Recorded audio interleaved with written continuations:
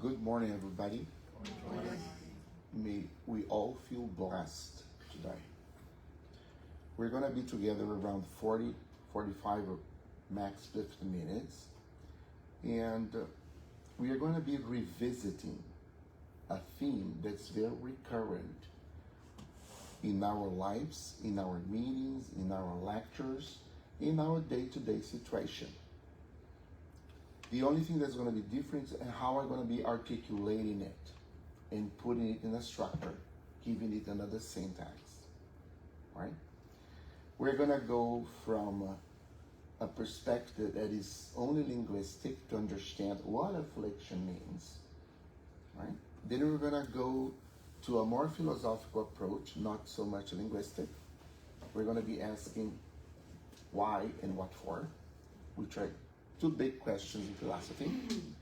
Then we're going to be landing on where this theme is in the Bible, in the New Testament, in the doctrine.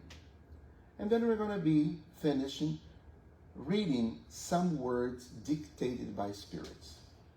Okay? Basically, this is the path that we're going to be taking. Okay? Now, whenever we're talking about affliction, and this is a provocative statement, I'm saying that we're talking about our history.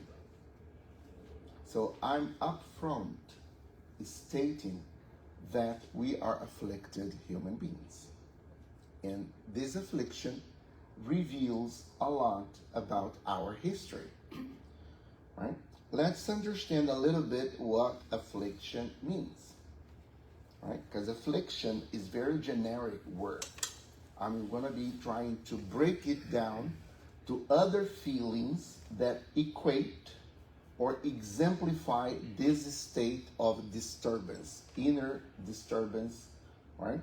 So when we're afflicted, we have agony, anxiety, anguish, preoccupation, trouble, disquiet and unrest, disturbance, torment, tribulation, piercing sadness, bitterness, sorrow, kind of grudge or rancor inside, or emptiness, self-pity, condolence or mourning.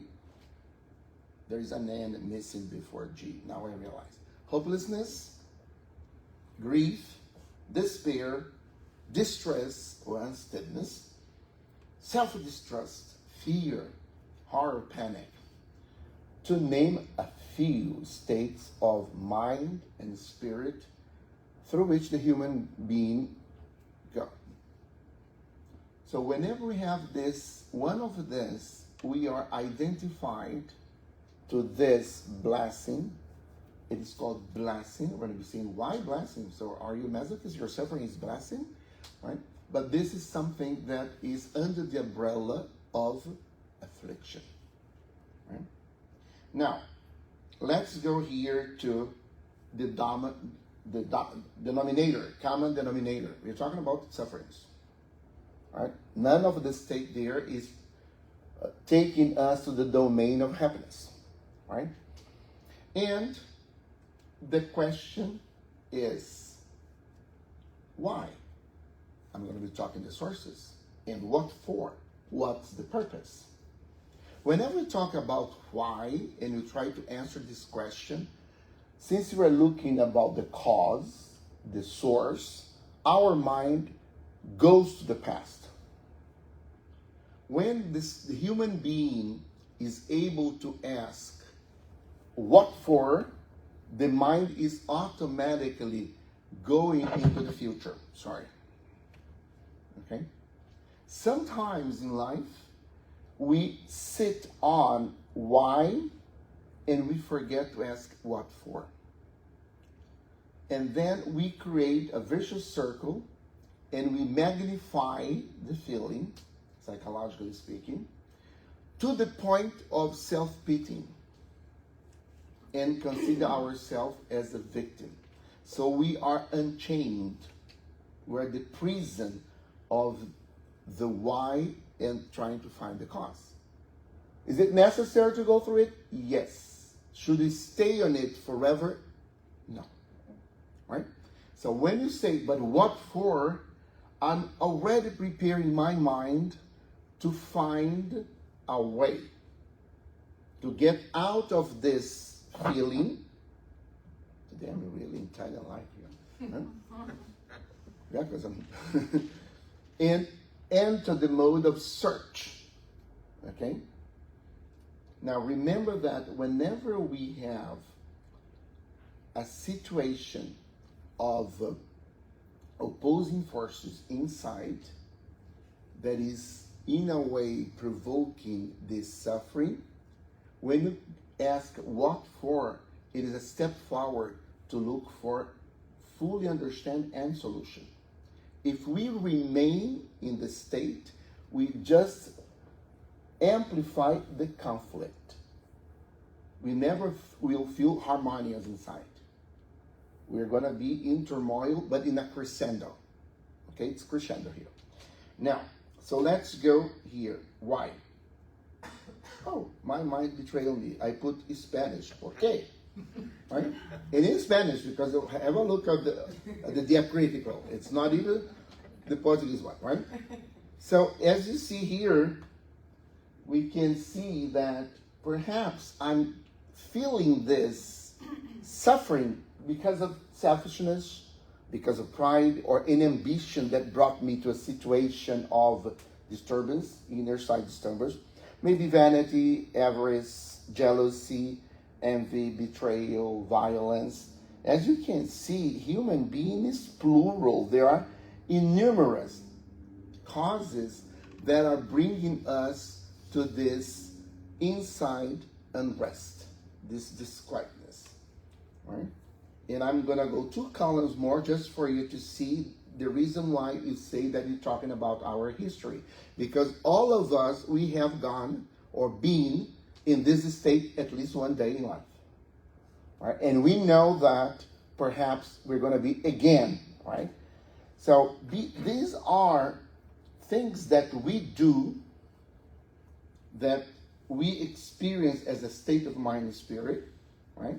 Because cowardice is a state, it's not something that we do, but brings us to this state of mind that we call generally affliction. Okay. Now, I added etc. because it is not limited by what I have listed, right? This is the reflection of human imperfections, all of them. And that's the reason why we say this is our history, because nobody here pretends to be perfect or self-understand as being a perfect being, right?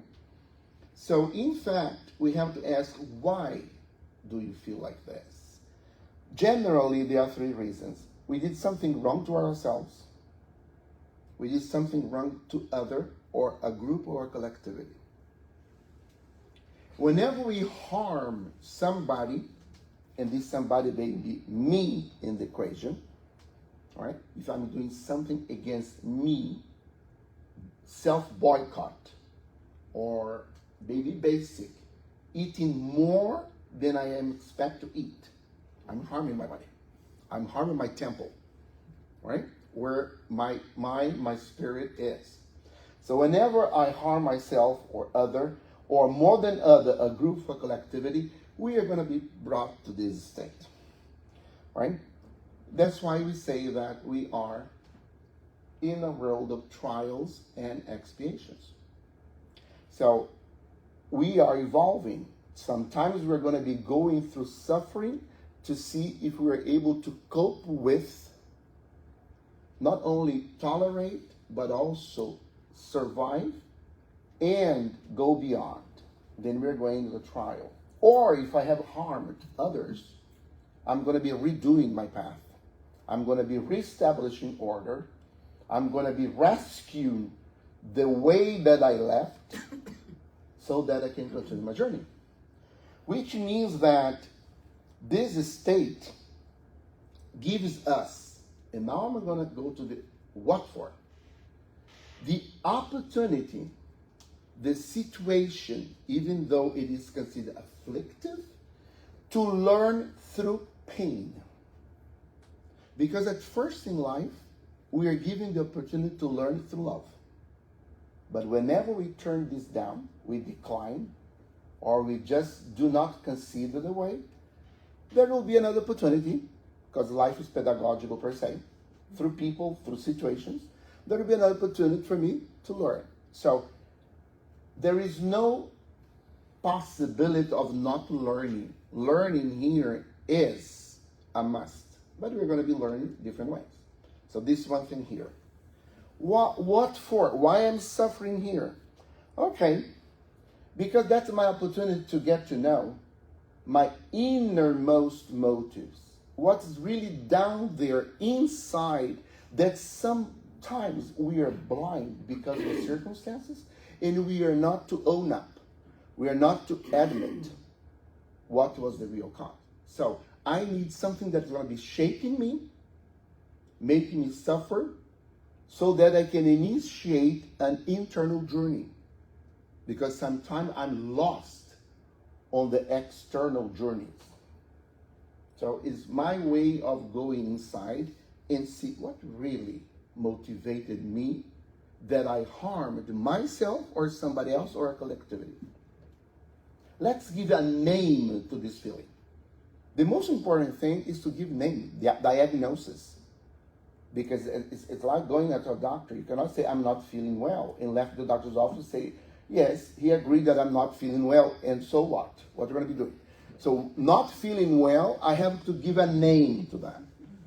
All right? And when I give a name, I nail how I am really feeling. Okay? The other reason here is we're going to sometimes really feel what other people have felt because of my action. Because it's not only a question of say, okay, I'm learning, I'm discovering myself, and so what? So as I harmed, I have to understand also the feeling that was involved and had cause to somebody. So this is an opportunity of empathy. This is an opportunity to understand others, not only to understand myself. Otherwise, it's going to be a very egocentric process of discovery. And why do I need this? At the ultimate extent, we have to love each other. To love each other without knowing and feeling what the other goes through, it's going to be difficult. Because I'm going to be adopting only my own perspective, even though painful. I'm repairing my way. But if I'm not considering somebody else's way, we are not going to get there. What I'm saying that learning here is collective. It's not only self-learning by and for ourselves. Right? The possibility of redoing something from here.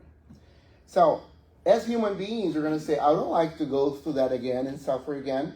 It's going to be given the opportunity to think of what's my next step. How am I going to be avoiding that cause that led me to this situation and caused somebody else harm, and in turn made me feel bad. And by bad is all that feelings that I have listed. Okay? Also, we're going to be stopped doing evil. Being in a world of trial and expiation, sometimes we conform ourselves not to do evil, but not necessarily we don't do good. Now that I have experienced discomfort that may be simple as preoccupation or panic, I'm going to two extremes, I'm going to be able to say it is time to do good to the world, to people, and to me. And not remain in the previous step of not doing evil, not harming. So I'm answering what for here. And this is going to be thinking of me of what field, what domain I'm really learning and making progress. Is such only in the domain of feelings and sentiments, in the cognitive, intellectual domain, or there is something else that sometimes I pretend that does not exist, which is morality. There is no morality when you have just one. You need two to start talking about morality. We are never going to be discussing morality and ethic if we consider just one. But when there are two here, it is because we're talking about boundaries, limit, and permission and concessions. Right? Permission and concession, I need two. Even if I'm talking about my ego and myself, but I need two. What I'm doing now, at this set of circumstance, at this space, at this time, against my elevated self and being. Am I demeriting it, or am I getting it to another level of morality? Okay? And we understand reincarnation, because we're not going to be doing everything in just one life. We need a second chance, right? Life is not only good for you and bad for you, period. So whenever we are in any state of affliction, we have to keep in our mind at least the sentence here: it's taking me to somewhere, and this somewhere is far better than what I am now. Affliction will never get us backwards. We may delay for not knowing how to use time and set of relationships, but we're going to be pushed. Necessarily going to be pushed, because the universe pushes us to go forward. Now, what's the conclusion that we always say here? I have done something because I have chosen to. This is free will. But we have to understand free will 100%. We are free to choose. We are condemned. We are imprisoned. We are unchained by the result of our choice. There is no choice without consequence. So free will is not that easy, because it enchains. Okay? And this is the reason why I've chosen these images here. I'd like to see these eyes, and these eyes, if I go deeper, they feel like this. We are prisoners of our own choice. We are prisoners of ourselves, above all and before anything else. Even before the other starts to suffer or going through suffering, I have started my imprisonment in my affliction, because I have conscience. I cannot ignore that I have conscience. I may not be aware of the conscience work, but it does work independent of our awareness of our own conscience. It may sound paradoxical, but the conscience provokes a pain, and this pain we call affliction. Okay? Perhaps we are not baptized and given a name, but the pain is already there. So let's continue here. Everything that I listed as feeling and cause, it means that there was a disconnection here, right? And this connection starts with the moral laws, with the Creator, and with my own self. I disconnect. I cause a fissure, a breakage, right? This disconnection has been dealt in humanity in several great moments. In our society, because we are in a Judeo-Christian society, right? When you have the first laws that you call revelations, right? This was a way of saying, this is how to connect. If you don't do it, you're going to disconnect yourself. If you disconnect yourself, there is a cause. You're going to go through a mode of affliction. Is that the end? No.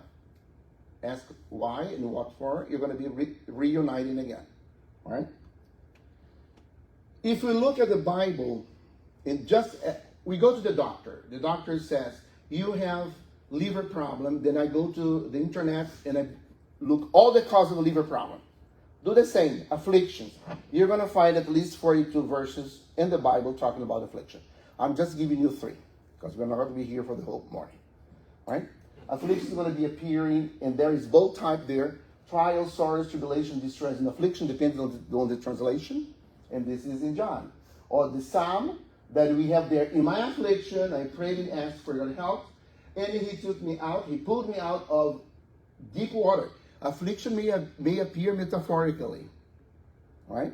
May appear in roaring of lions or the teeth that are there producing the, right? In the valley, etc.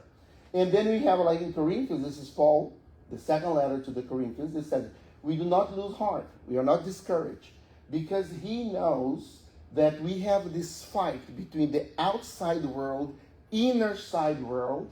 And then, because we receive light, and because our problems are temporary, because our human being, we're going to be asking why and what for, everything that we suffer is going to be outweighed or outdone by the sense of glorious progress. Just by asking that questions and say, where's my connection? Where I got lost in my way. What we cannot do is go on in the wrong way to the point of we cannot identify our footprints behind. Because now we are in the domain of craziness. This is a problem of going to psychiatry and get help, right? When we are not able to trace back the footprint that caused, we need somebody else to say, stop, your mind is swirling, you are going round and round, you are torturing yourself, be careful because you can get rid of yourself. So we need help, okay? Once we can identify at least one fingerprint or footprint and say, this is the reason why, we can redirect the way and move, detour, and get connected in it again. So, the second one that came us to remind us, in addition to the Mosaic laws, we have Jesus Christ. And it was very simple. Everybody knows about this passage saying that whenever we have affliction, our load is very heavy. All right? And the yoke here, because I disconnected, I took another road, it's going to be hurting me. But he says, come here, because with me it is light, and this one here is very nice, because it's righteousness. There is a principle, there is a guidance, so you're not going to be hurting yourself. You don't need to be hurt physically, morally, or spiritually.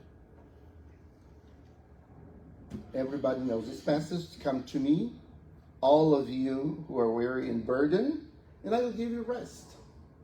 Take my yoke upon you and learn from me, for I am gentle and humble in heart. Of course that he's gentle and humble in heart, because he knows where he is. He doesn't need to be assertive, exaggeratedly aggressive. He doesn't need to harm to impose his being. His being is, period. Now, whenever we are not in the right way, we go in the aggressive and harming way, because we have to make up for our feebleness. But now, if I'm strong, I know where I am, I'm gentle, I'm smooth, and that's okay. I don't need to answer, I don't need to counteract, I don't need to prove that anybody's wrong. I just need to be, period. Not even adjective, be, period. Okay? Now, we come to Spiritism, because this is chapter 5 of the book of the Gospel, right? And in Spiritism, this is the book. It is a development of a third book of a book called the Spirit's Book, that we call part 1, part 2, part 3, but it's book 1, book 2, book 3, 4, right? In the book 3, we have the moral laws. And this is very recurrent in our meetings, in our lectures, and even in the set of moral laws, the Spirit says, I have to repeat because you forget. So the Spirit knows that we're going to be in the state of forgetfulness, right? But he's saying that human being, when is not connected to the divine laws, is going to feel misfortune, affliction. So the only way of preventing affliction is being on the right road. Right road means guided by moral laws. Guided by moral laws means I'm including the other. We're going together ascendantly. Right? We come to the disconnection here. And there is also the famous sentence that we repeat 1,000 times, but is there any guidance here? Is there any standard? Is there any model? Is there any point of reference? Any paradigm for me to look at? Not, yes, we know that it's Jesus, right? And then we come to this chapter, and this chapter, just for us, if we are not familiar about the structure, we read it in passing, or we overheard or participated in Gospel Home, this chapter is going to be three things. Not all the chapters in the book are like this, but most of the chapters like this, the structure. We're going to have an excerpt from the Gospel. We're going to have a doctrine, Kardec speaking about the doctrine. In 1/3 part is, let the Spirit talk to you. Sometimes we just go to the second part and we skip the third part. Or if we start listening to the Spirit or reading, we read 2 or 3, okay, it's the same. We don't go up to the end. So I got here the last, so that we can touch there as well. Okay? So let's go here. Now, in the Spirit's teaching, this chapter has 31 items. We may call it, I don't like to say paragraph because an item may have more than one paragraph, but these are 31 parts. From the 18 to the third one, it's the Spirit's teaching. It's a lot. So if I do the reading of the Gospel and I come up to this point, I'm almost leaving out half of it, because half would be 36. It's almost half that I do not continue. And this second part, it is what we call the lab, the scientific part of Spiritism, which is Spirit talking to us, we are here observing. Because the first part, the religions they have, because they have the Gospel. They have the interpretation of the Gospel.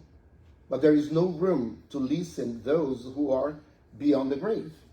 If you're here last time with Marcellus 1/3 of his, almost 2/3 of his speech, he was talking about somebody, it was Emiliano Rabin, right? Somebody beyond the grave delivering a message through the psychography of a poet, Humberto Campos, in a book. And a medium, the psychography. So, since we are in the Spiritist doctrine, we cannot think of this part as the leftover. Because that's the very nature. That's what really identifies the doctrine. Because otherwise you're just going to be half the doctrine. Okay? So I'm going to be putting emphasis in this. And these are the spirits, right, that appear there.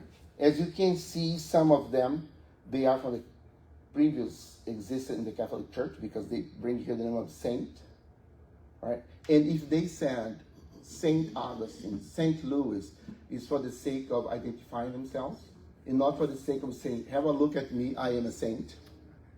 For us not to think that is Louis, the one that lives at the corner of my street and pass it by, right? So by saying saint, it is just saying, remember that I was together with you, a couple of, right? And then we have, I'm just pointing out here, and we have this other 3 here, which we're going to be concentrating, because the last one in this part of the book delivers 4 messages. The other ones, they go 1 message, but this one delivers 4 messages. Okay? And we're going to be talking a very specific kind of affliction in this part here. Is that okay so far? Yeah? So, going backwards. Now, these are the messages, the topics we're going to be dealing here. Voluntary trials.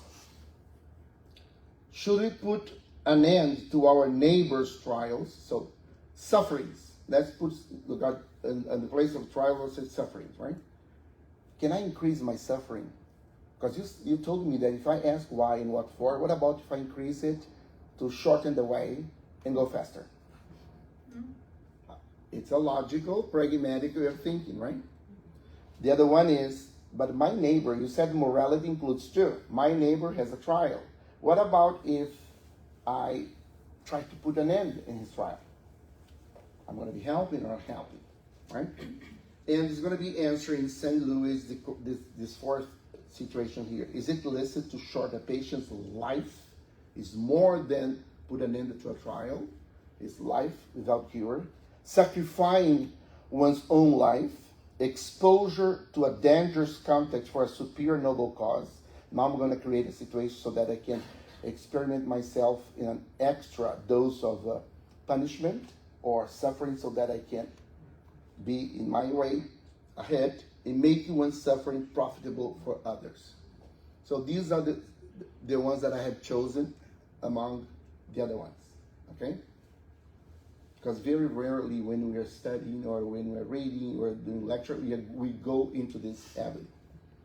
So let's go here. Now, the question appears in this part, and the spirit that's talking to us. It is not Kardec, and it's not an excerpt from the gospel, okay? Is it permissible to mitigate our own trials, to decrease it, to soften it?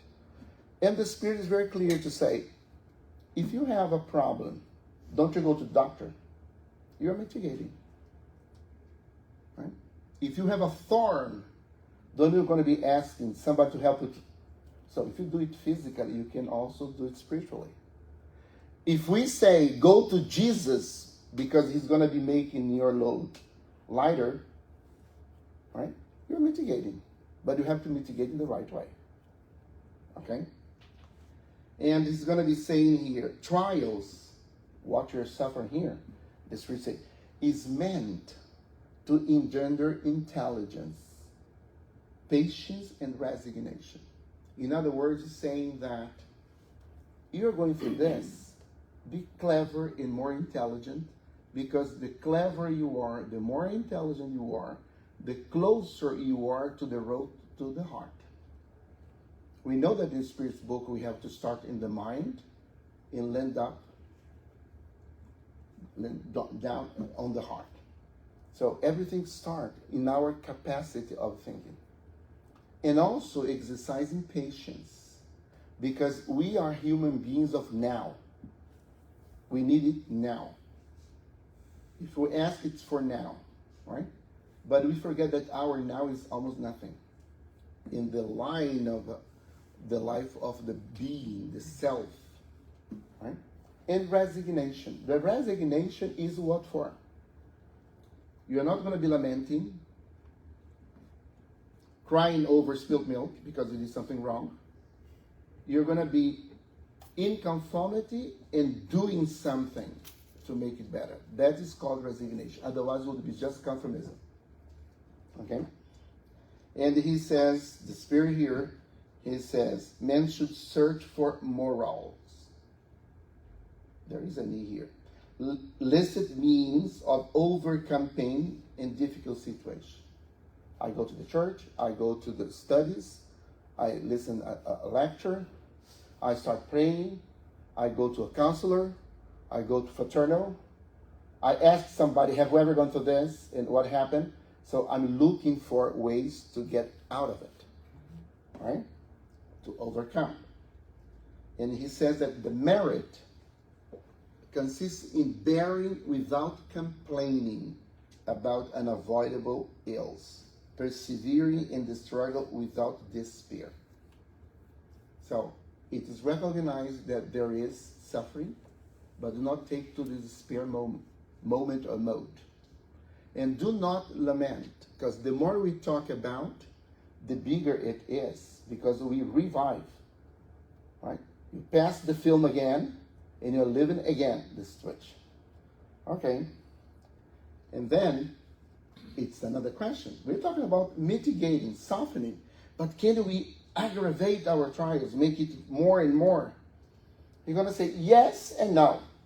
If you're doing for the sake of exercising charity, like, I'm feeling cold, but somebody else is feeling far more cold, right? So I'm going to be giving my overcoat, okay? I have food, but not abundant, but somebody has no food, and I'm going to be sharing the little that I have, okay, in this case, yes. But if we're doing just for the good of your own interest, because I'd like to shorten my way, to get to this glorified or sanctified state faster than the other ones, right? This is selfishness, and it may lead to fanatism, right? So purposeless mortification, martyring, and true suicide, that's not a way of aggravating to get more. I'm not going to be destroying for the sake of being elevated to another layer in terms of hierarchy. Okay.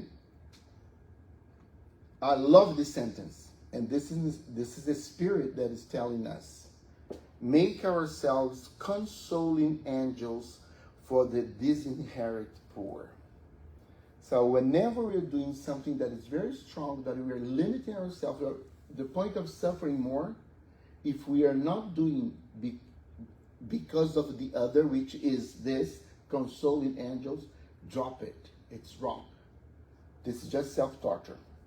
This is masochism. This is self-punishment, self-pity, self-destruction. Okay? I think this sentence is beautiful, very poetic, but it's something that you have to think of. And then we go, should we put an end to one neighbor's trial? It's not necessarily death here. And then the Spirit asks us, right? Would you be interrupting God's design or let them take their courses? What would you like to do by doing this? Are you interpreting right? Are you able to read God's mind? Are you able to know what for the person is going through the situation? Right? If the person is in trial and expiation, perhaps the person's opportunity to correct, the person's opportunity to amend, to redo, it to conclude a period of trial. And perhaps by minimizing, you are interrupting this ascending way of reparation. We never know, right? So the Spirit said, can you really know God's design? Are we surely aware of their outreach? How far do they go? Are we able, our limited mind and existence, are we going to be able, a good interpreter of God's mind? That's a question that we have to think of. It doesn't mean that we're going to be intensifying. No, you're suffering because you did something wrong. Bear it. I'm not adding anything here. I may soften, but I cannot eliminate. Okay? What if the Providence has chosen us, not as an instrument of punishment to intensify the suffering of the guilty, but as the balm of consolation? Perhaps we are in this situation with the suffering person to minimize pain, not to eliminate pain. And this is something that we have to think of. My son is going through this process. Perhaps as a mother, in desperation, I'd like to eliminate the suffering. It's not a matter of eliminating the suffering. It's a matter of working as a consoling angel to make this person go through the experience honorably, understanding, and overcoming. Okay? Could it be that our own trial or expiation? Perhaps it's my trial, my expiation. Perhaps that's the situation. It's not even the trial of the person per se, it's my own trial. Right? So the Spirit poses so many questions. These are questions that we may be 1 hour discussing in any group study. But we have to go there to see how deep they go with their asking. This is an opportunity for us to exercise, even hypothetically, all these circumstances of life. And then, am I expected to exercise abnegation, sharing this case? It's not solving your trial. It is, I have to learn to abnegate. I have to learn to renunciation. Right? The other one here, I'm going to go just for you to see. I'm just stimulating everybody and go to that part. Perhaps it is 5-minute reading and the other 10 minutes discussing, trying to find answer for this question. Right? Can we foresee God's design? Can we see with certainty one's final hours? Now it's the case of people about to die, to pass away. Right? May we prevent a sick one from repentance. We never know if this person, in this last minute or second, it is the key to go beyond. So should I disconnect? Should I say no more? The thing here in this question is, we hear a lot, but I'd like people to die in a dignified way. What is dignified way for you? Without pain? This is so easy. It is already with morphine. Right? What's to be dignified? Oh, we have to signify this, because people stop at this level. Die with dignity, but dignity is let the person go fully the road to surpass and get in a higher level.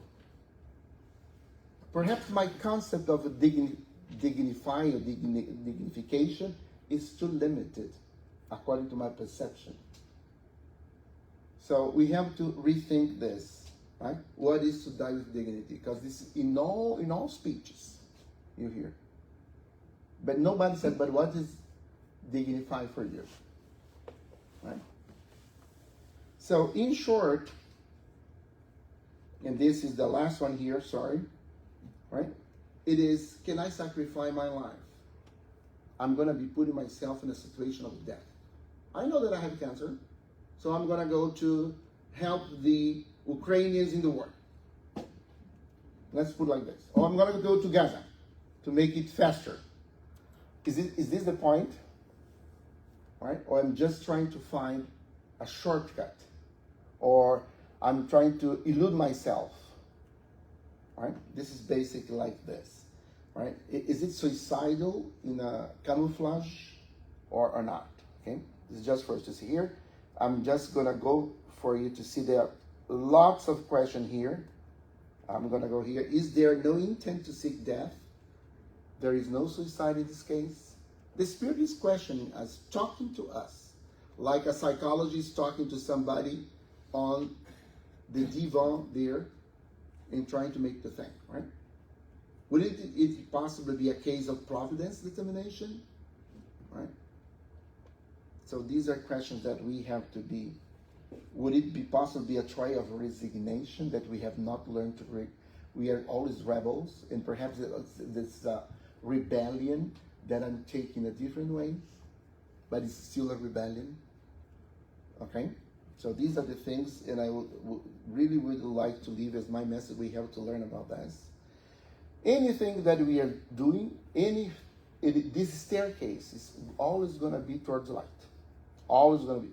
It's not going to be the staircase bringing us down to darkness. And it is an exercise of understanding love in different ways. Because when you start answering all these questions, we're going to see that the last answer is, do you really love the person that would like to make it shorter?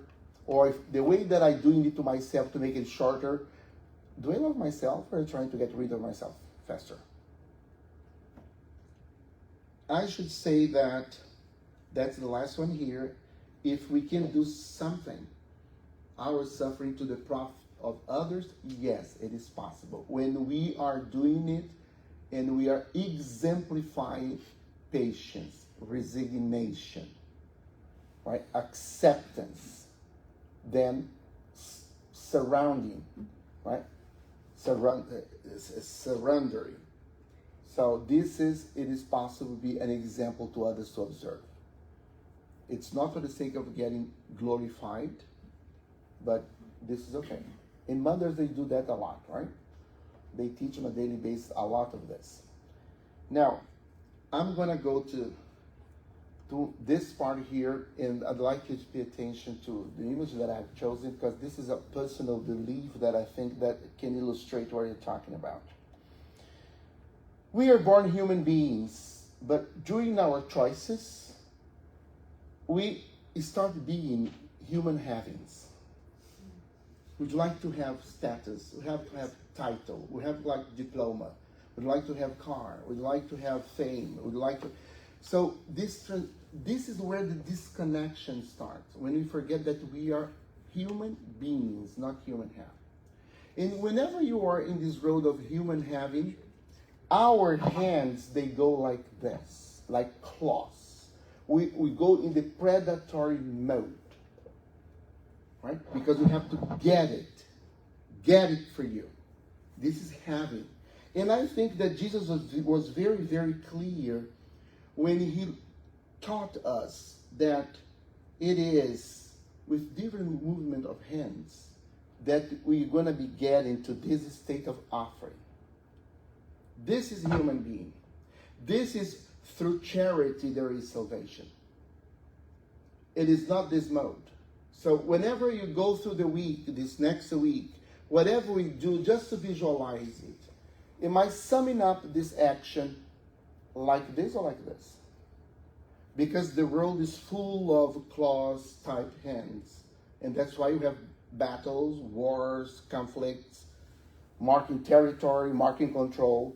But our exercise, if we have to sum up in life, in reincarnation, is just to learn to turn up the hands.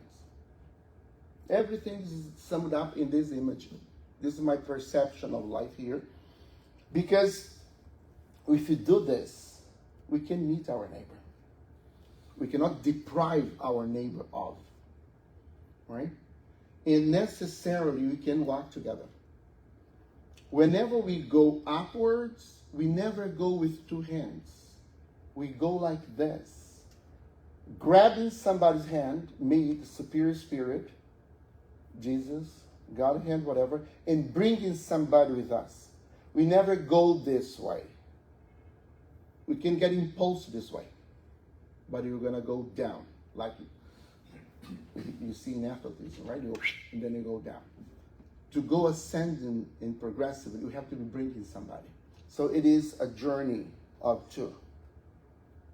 Our self-transformation, this word self, only exists if it is ourselves. Self alone is going to be ending up in this mode in myself. And that's the way that we can walk together. We can see really light. That's the way that we're going to be elevating our thoughts, going with our hearts up, and then we're going to be feeling ourselves hugged and blessed. But the most important creature that we have seen on earth and have given everything to show us that it's really possible to feel the blessing of so be it and amen.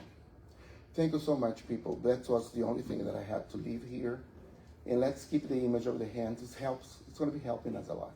Thank you so much.